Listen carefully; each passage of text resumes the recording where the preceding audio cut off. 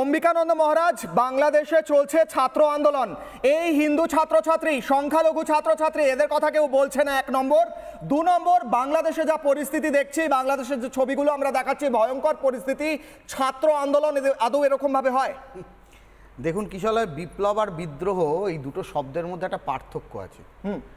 বিপ্লব করতে গেলে যে সুপরিকল্পিত উপায়ে একটা আন্দোলনকে সংগঠিত করতে হয়, তার সাথে বিদ্রোহের বিস্তর ফারাক। এখন আন্দোলন করেছেন ছাত্ররা তাদের অধিকারের দাবিতে।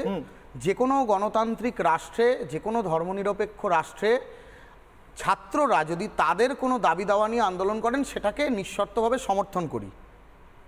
কিন্তু এই আন্দোলনটা কি এখন বর্তমানে শুধুমাত্র ছাত্রদের মধ্যে সীমাবদ্ধ রয়েছে, নাকি এই আন্দোলনটাকে ছাত্র আন্দোলনের নাম করে আগুন লাগিয়ে সুপরিকল্পিতভাবে কেউ বা কারা, বা খুব স্পেসিফিক্যালি বলতে পারি জামাত শিবির বা হেফাজতে ইসলাম নামক উগ্র মৌলবাদী সংগঠনগুলো হাইজ্যাক করার চেষ্টা করছে?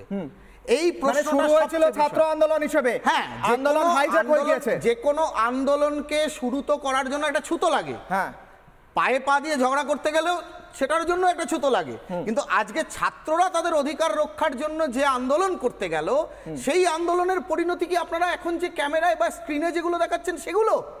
এ তো কল্পনাতীত। এই অভিজ্ঞতার কথা বলছিল ছেলেটি, যে অভিজ্ঞতার কথা সেই ছেলেটি বলছে, এই অভিজ্ঞতাগুলোর কথা শুনে তো আমার 71-এর কথা মনে পড়ছে, ঠিক নোয়াখালীর কথা মনে পড়ছে, যে একটা আন্দোলনের নাম করে সে সময় অন্যভাবে হয়েছে। একদিকে যখন পূর্ণিমার, কোজাগরী পূর্ণিমার রাতে লক্ষ্মীর পাঁচালী পাঠ করছেন মা কাকিমারা, সেই সময় জেহাদের নাম করে গ্রামের পর গ্রাম হিন্দুদের ঘর বাড়ি মেরে ধরে তাড়িয়ে দেওয়া। কিশলয় অত দূর যেতে হবে না, গত বছরের আগের বছর দুর্গাপুজোর সময় যে ঘটনা ঘটেছে, আরে ভাই প্রশাসন আছে, সেই প্রশাসন কি করে? নাকে সর্ষের তেল দিয়ে কি ঘুমোয়? সেই প্রশাসন কি জানতে পারছে না কে বা কারা একটা ধর্মগ্রন্থ নিয়ে গিয়ে মা দুর্গার পাশের মূর্তির পাদদেশে রেখে দিয়েছে? সেই সিসিটিভি ক্যামেরার ফুটেজটা যখন উদ্ধার হচ্ছে, ততদিনে দশমী হয়ে গেছে, অর্থাৎ দুর্গাপুজোর অষ্টমীর দিনে মা দুর্গার বিসর্জন হয়ে গেছে। ছাত্র আন্দোলন একটা ছুতো, আসলে চলছে পিছনে মিশন। এবং এটা আন্দোলন নয়, এটা হচ্ছে আন্দোলনের নামে অসভ্যতা, বর্বরতা আর ভারত বিরোধিতা। কেন ভারত বিরোধিতা সেটা আপনাকে বুঝতে হবে। ভারতবর্ষের বিরোধী স্লোগান দিচ্ছে কারা? আমি ধন্যবাদ জানাই বাংলাদেশের প্রধানমন্ত্রী শেখ হাসিনাকে, তিনি যে মন্তব্য করেছেন, একদম সঠিক মন্তব্য করেছেন। যে রাজাকাররা, যে পাকিস্তানপন্থীরা, উগ্র মৌলবাদীরা যারা বাংলাদেশকে বারংবার ডমিনেট করেছে, আজকে এই হেফাজতে ইসলাম বা এই ছাত্র রাজনীতির ছুতো ধরে তারা একদম। আচ্ছা, আমি বাদশাহর কাছে যাব। বাদশাহ, এই মুহূর্তে আপনার কাছে আমার প্রশ্ন, আমি দেখলাম বেশ কয়েকজন বামপন্থী ছাত্র সংগঠনের অনেক জায়গায় তারা সমর্থনে কোথাও র্যালি করছে, কোথাও মিছিল করছে। এই কলকাতায় হয়েছে, হরিয়ানায় হয়েছে, দিল্লিতে হয়েছে, বিভিন্ন জায়গায়, সাউথেও হয়েছে। আমার প্রশ্ন, আজকে ছাত্র আন্দোলনের নামে যে জঙ্গিপনা চলছে, এবং আমি দেখালাম একদম সরাসরি যে কি সিচুয়েশন, অ্যাকচুয়ালি কি ফেস করছে ওখানে সংখ্যালঘু এবং অন্যান্য ছাত্রছাত্রীরা, কি বলবে? এটা সমর্থনযোগ্য? যে কথাটা বলতে চাই, যে ছাত্রদের আন্দোলন করবার অধিকার রয়েছে, অবশ্যই আছে, এবং সেইখানে গণতান্ত্রিক আন্দোলন তারা করতে পারে। কিন্তু সেইখানে দাঁড়িয়ে পুলিশ যেভাবে ওদের ওপর আক্রমণ করলো এবং গুলি চালালো, তাতে ফায়দা লুটলো এই জামাতদের মতো জঙ্গি গোষ্ঠীরা। এবং জামাতদের এই ভূমিকাটা আমরা যদি দেখি, যখন এই আন্দোলনটা চলছে, এই ছাত্ররা যারা প্রকৃত ছাত্ররা আন্দোলন করছিল, আমরা বলছি, কিন্তু এইটা লজিক হতে পারে বাদশা, যে পুলিশ গুলি চালালো বলে জামাত সেই সুযোগে এটাকে হাইজ্যাক করে নিয়ে গোটা দেশে আজকে এই কাণ্ড ঘটাচ্ছে। How is this justified? যখন এই আন্দোলনটা হচ্ছে, সেই সময় দাঁড়িয়ে রাজশাহী বিশ্ববিদ্যালয়ের ছাত্রছাত্রীরা বিবৃতি দিয়েছিল যে তাদের এই আন্দোলনকে হাইজ্যাক করতে পারে জামাতরা।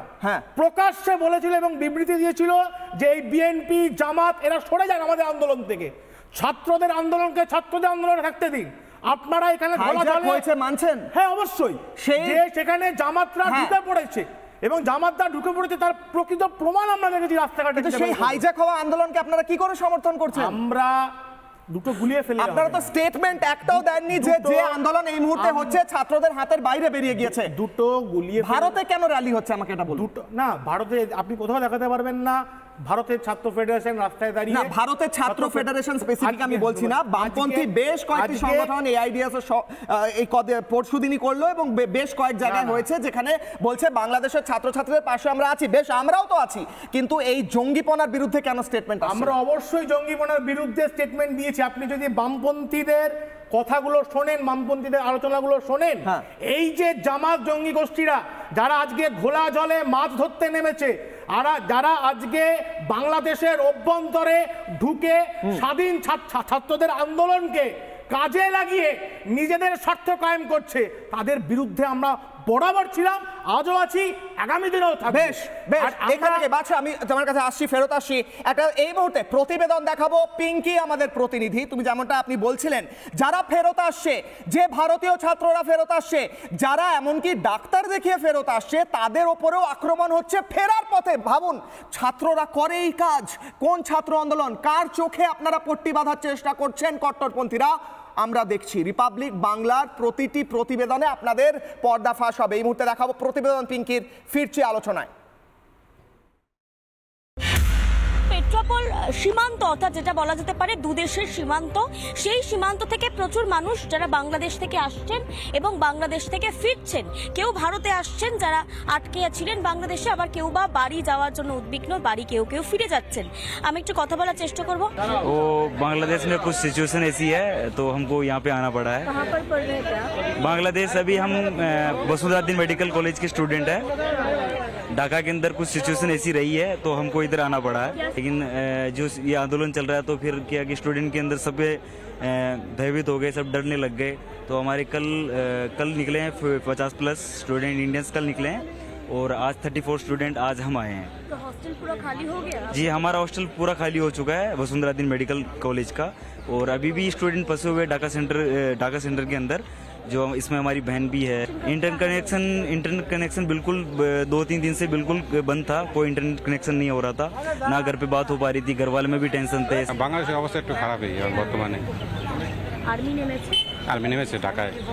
ঢাকাটাই সমস্যাটা বেশি, অন্যান্য জেলায় হয়েছে, অন্যান্য জেলায় সমস্যা বেশি। পরিবারের সঙ্গে যোগাযোগ করতে পারছেন? অবশ্যই অবশ্যই ফোনে কথা হ্যাঁ, হচ্ছে? পরিবারের সাথে যোগাযোগ করতে পারিনি, ফোনে কোনো কথা হয়নি। আমরা চাচ্ছি এটা যত দ্রুত এটা সমাধান হোক, দেশে যাতে কোনো রক্তপাত না হয়। আন্দোলনটাকে কতটা সমর্থন করছেন? হ্যাঁ, ছাত্র আন্দোলনকে আমরা সমর্থন করি, কারণ এটা কোটা আন্দোলন নিয়ে যেটা কথা বলছে, শুধু যদি ওটার মধ্যে থাকে তাহলে আমরা ওটাকে সমর্থন করি, এখান থেকে অন্য কিছু গেলে আবার সমর্থন করি না। যারাই আসছেন তারাই বলছেন বাড়ির কারোর সঙ্গে যোগাযোগ সেভাবে করে উঠতে পারছেন না, তার কারণ ইন্টারনেট কানেকশন প্রায় নেই বললেই চলে, এবং ইন্টারন্যাশনাল রোমিং এর মাধ্যমে, রোমিং এর ফোনের মাধ্যমে যেটুকু পেরেছেন তারা চেষ্টা করেছেন বাড়ির লোককে বলার যে তারা ফিরছেন। বহু ক্ষেত্রে বাড়ির লোকের সঙ্গে যোগাযোগ করা যাচ্ছে না, তার ফলে যে আশঙ্কা আতঙ্ক সেগুলো বাড়ছে।